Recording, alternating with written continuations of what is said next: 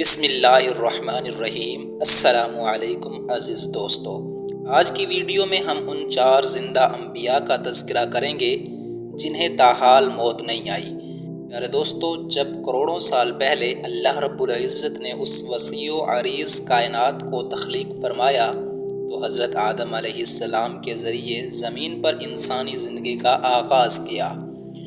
یوں رب تعالیٰ نے زمین پر مختلف قوموں کو پیدا فرمایا اور ان کی طرف اپنے منتخب کردہ انبیاء کو ہدایت کے لیے بھیجا۔ ہر قوم کی جانب مختلف نبی مبعوث کیے گئے تاکہ وہ انہیں اللہ کی طرف بلائیں اور ان کی اصلاح کریں۔ یہ سلسلہ اس وقت تک جاری رہا جب تک کہ کم و بیش 1,24,000 انبیاء اس زمین پر جلوہ گر نہ ہو گئے۔ پھر آخرکار اللہ پاک نے اپنے آخری نبی حضرت محمد مصطفیٰ صلی اللہ علیہ وآلہ وسلم پر نبوت کا دروازہ بند فرما دیا۔ اب قیامت تک کوئی نبی نہیں آئے گا۔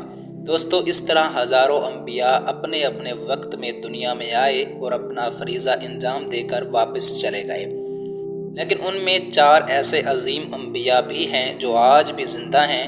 یہ انبیاء کرام آج بھی مختلف طریقوں سے لوگوں کی مدد فرماتے ہیں اور انہیں ہدایت کی طرف بلاتے ہیں۔ تو وہ 4 انبیاء کون کون ہیں اور اللہ تعالیٰ نے انہیں اب تک زندہ کیوں رکھا؟ ان کے زندہ رہنے کی کیا حکمت ہے؟ اگر آپ بھی ایسی ایمان افروز اور معلوماتی ویڈیوز میں دلچسپی رکھتے ہیں تو ہمارے چینل کو ضرور سبسکرائب کیجیے۔ پیارے دوستو، مختلف احادیث نبوی اور تاریخی روایات کی روشنی میں ہمیں 4 ایسے انبیاء کرام کا تذکرہ ملتا ہے جنہیں اللہ تعالیٰ نے آج تک زندہ رکھا ہوا ہے۔ یہ 4 نبی کون ہیں اور یہ کب تک زندہ رہیں گے؟ آئیے ان میں سے پہلے نبی کا ذکر کرتے ہیں۔ سب سے پہلے جن نبی کے زندہ ہونے کا ذکر قرآن مجید میں بھی صراحت کے ساتھ آیا ہے وہ حضرت عیسیٰ علیہ السلام ہیں۔ جب حضرت عیسیٰ علیہ السلام نے اللہ کے حکم سے اپنی نبوت کا اعلان فرمایا تو آپ نے لوگوں کو جمع کر کے فرمایا کہ میں تمہاری ہدایت کے لیے اللہ کا بھیجا ہوا نبی ہوں۔ دوستو، حضرت عیسیٰ علیہ السلام اس قوم کی طرف مبعوث ہوئے جو یہودی تھی۔ یہودیوں کی مذہبی کتابوں میں صاف لکھا تھا کہ اللہ کا ایک نبی آئے گا جو ان کے مذہب میں بنیادی تبدیلی لائے گا۔ اسی ڈر اور حسد کی وجہ سے انہوں نے حضرت عیسیٰ علیہ السلام کے قتل کا منصوبہ بنایا۔ حضرت عیسیٰ علیہ السلام اللہ کے حکم سے مسلسل انہیں حق کی دعوت دیتے رہے، مگر وہ ضد اور انکار پر قائم رہے اور مسلسل آپ کو جھٹلاتے رہے اور طعن و تشنیع کرتے رہے۔ جب حضرت عیسیٰ علیہ السلام نے دیکھا کہ ان کی قوم انکار سے باز نہیں آتی تو انہوں نے ایک دن سب کو جمع کیا اور فرمایا، تم میں سے کون ہے جو اللہ پر ایمان لا کر میرا ساتھ دے گا؟ اس پر تقریباً 12 یا بعض روایات کے مطابق 19 افراد آگے بڑھے اور انہوں نے حضرت عیسیٰ علیہ السلام کی نبوت کو تسلیم کرتے ہوئے اعلان کیا کہ ہم اللہ کی وحدانیت پر ایمان رکھتے ہیں اور آپ ہی کے ذریعے نجات چاہتے ہیں۔ باقی تمام لوگ اپنے ضد پر قائم رہے اور ایمان نہ لائے۔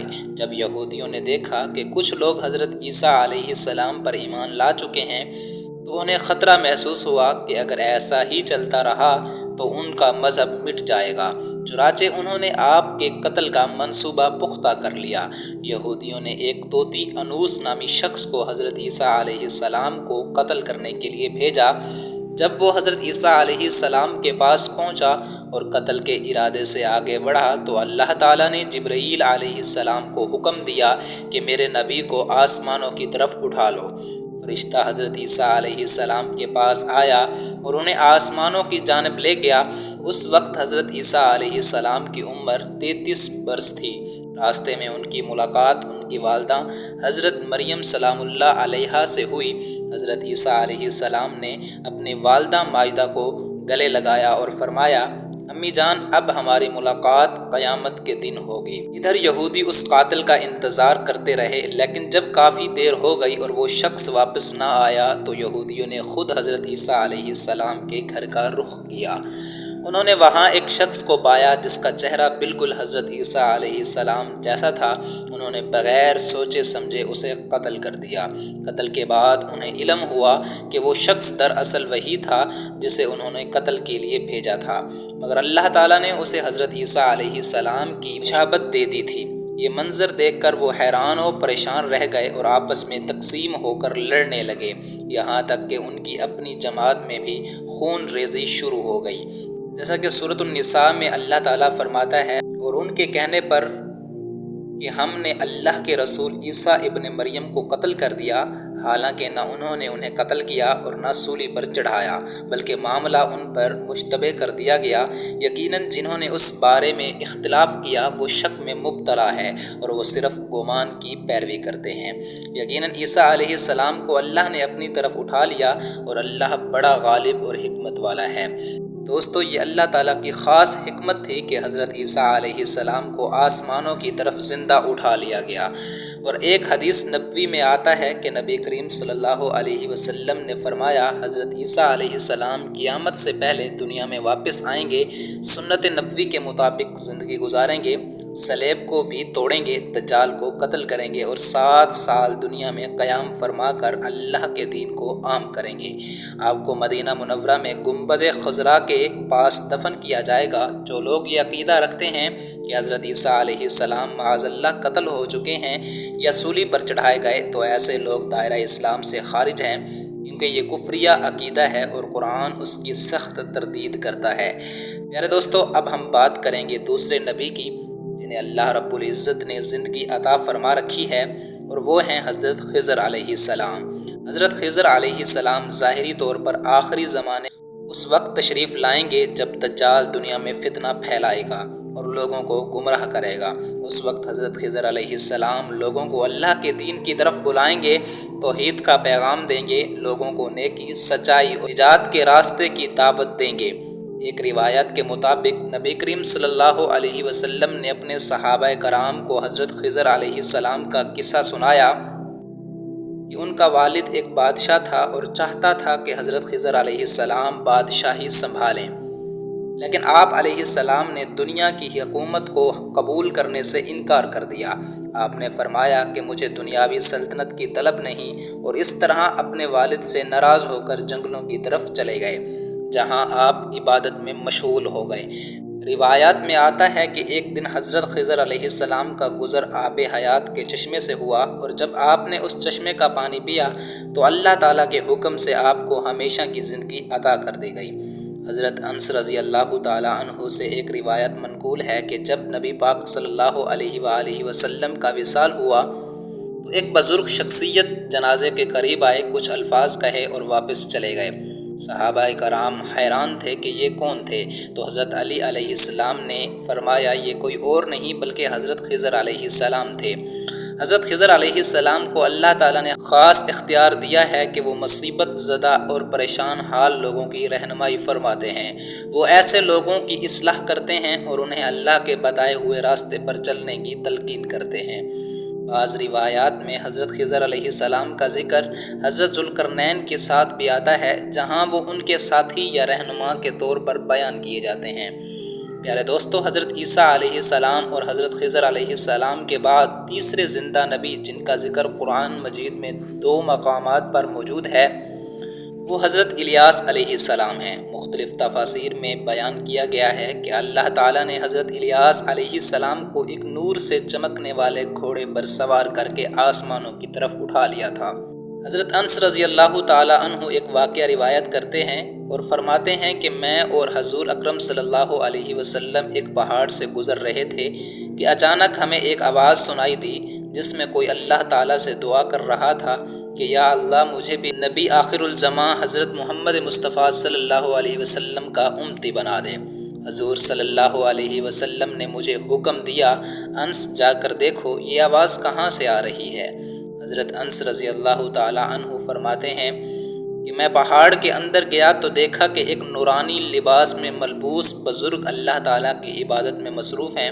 جب انہوں نے مجھے دیکھا تو فوراً پوچھا کیا تم محمد صلی اللہ علیہ وسلم کے صحابی ہو؟ میں نے کہا جی ہاں۔ تو وہ بزرگ کہنے لگے میرے نبی محترم صلی اللہ علیہ وسلم کو میرا سلام پیش کرنا اور عرض کرنا کہ حضرت الیاس علیہ السلام ان سے ملاقات کے خواہش مند ہیں۔ میں واپس گیا اور حضور صلی اللہ تعالیٰ علیہ وآلہ وسلم کی خدمت میں حضرت الیاس علیہ السلام کا سلام اور پیغام پیش کیا۔ آپ صلی اللہ علیہ وآلہ وسلم مجھے ساتھ لے کر اس مقام پر تشریف لے گئے جہاں حضرت الیاس علیہ السلام موجود تھے۔ جب ہم وہاں پہنچے تو حضور صلی اللہ علیہ وسلم نے حضرت الیاس علیہ السلام سے کافی دیر تک گفتگو فرمائی۔ تھوڑی دیر بعد آسمان سے کھانا نازل ہوا۔ حضور صلی اللہ علیہ وآلہ وسلم نے مجھے بھی قریب بلایا اور ہم تینوں نے وہ کھانا اکٹھے کھایا۔ جو ہی ہم کھانے سے فارغ ہوئے، ایک سفید پرندہ آسمان سے نیچے آیا اور حضرت الیاس علیہ السلام کے قریب آ کر رک گیا۔ حضرت الیاس علیہ السلام اس پرندے پر سوار ہوئے اور اللہ کے حکم سے آسمان کی طرف بلند ہو گئے۔ علماء کرام فرماتے ہیں کہ حضرت الیاس علیہ السلام اور حضرت خضر علیہ السلام ہر رمضان میں بیت المقدس تشریف لاتے ہیں، وہاں روزے رکھتے ہیں اور حج کے دنوں میں حج بھی کرتے ہیں۔ یہ دونوں نبی آج بھی اللہ کے حکم سے مختلف جگہوں پر انسانوں کی مدد کرتے ہیں اور انہیں راہ ہدایت دکھاتے ہیں۔ تو عزیز دوستو، اب ذکر کرتے ہیں چوتھے نبی کا جو آج بھی زندہ ہیں، اور وہ ہیں حضرت ادریس علیہ السلام۔ ان کے زندہ ہونے کا تذکرہ ہمیں بھی کئی معتبر روایات میں ملتا ہے، جیسا کہ اللہ رب العزت سورۃ المریم میں فرماتا ہے کہ وہ ایک نیک، صابر اور متقی نبی تھے اور اللہ تعالیٰ نے انہیں بلند مقام پر اٹھا لیا۔ معراج کے واقعے میں جب نبی کریم صلی اللہ علیہ وآلہ وسلم آسمانوں کا سفر فرما رہے تھے تو چوتھے آسمان پر حضرت ادریس علیہ السلام سے آپ کی ملاقات ہوئی۔ بعض روایات کے مطابق حضرت ادریس علیہ السلام زمین پر سیر و تفکر میں مصروف رہتے اور ہر وقت ذکر الہی میں مشغول رہتے۔ حضرت ابن عباس رضی اللہ تعالیٰ عنہ سے روایت ہے کہ حضرت ادریس علیہ السلام درزی کا پیشہ اختیار کیے ہوئے تھے اور سلائی کرتے وقت بھی اللہ تعالیٰ کا ذکر جاری رکھتے تھے۔ جب شام ہوتی تو ان کی نیکیاں دیگر لوگوں سے زیادہ ہو جاتیں اور یہ نیکیاں اللہ کی بارگاہ میں پیش کی جاتیں۔ اللہ تعالیٰ نے انہیں زندہ حالت میں آسمان کی طرف بلند فرما دیا۔ ایک اور روایت میں آتا ہے کہ حضرت ادریس علیہ السلام کے پاس ملک الموت حاضر ہوئے۔ حضرت ادریس علیہ السلام نے ان سے موت کا ذائقہ چکھنے کی خواہش ظاہر کی، چنانچہ اللہ کے حکم سے ان کی روح قبض کی گئی اور پھر دوبارہ زندہ کر دیا گیا۔ اس کے بعد انہوں نے دوزخ اور جنت دیکھنے کی اجازت چاہی تو اللہ کے حکم سے ان کو دونوں دکھائی گئیں۔ جب جنت کی سیر کروائی گئی تو حضرت ادریس علیہ السلام نے فرمایا کہ میں یہیں ٹھہرنا چاہتا ہوں۔ اللہ تعالیٰ نے ان کی یہ خواہش قبول فرمائی اور یوں وہ آج بھی جنت میں زندہ موجود ہیں۔ میرے دوستو، حضرت ادریس علیہ السلام وہ چوتھے نبی ہیں جو آج بھی زندہ ہیں اور جنت میں موجود ہیں۔ ہمیں امید ہے کہ آپ کو ہماری آج کی ویڈیو پسند آئی ہوگی۔ براہ کرم ویڈیو کو لائک اور دوسروں سے شیئر ضرور کیجیے گا، اور اگر آپ ایسی ہی اسلامی معلوماتی اور ایمان افروز ویڈیوز دیکھنا چاہتے ہیں تو ہمارے چینل کو ضرور سبسکرائب کریں۔ آخر میں اللہ تعالیٰ سے دعا ہے کہ وہ ہمیں اپنی اطاعت و فرما برداری والی زندگی گزارنے کی توفیق عطا فرمائے۔ آمین یا رب العالمین۔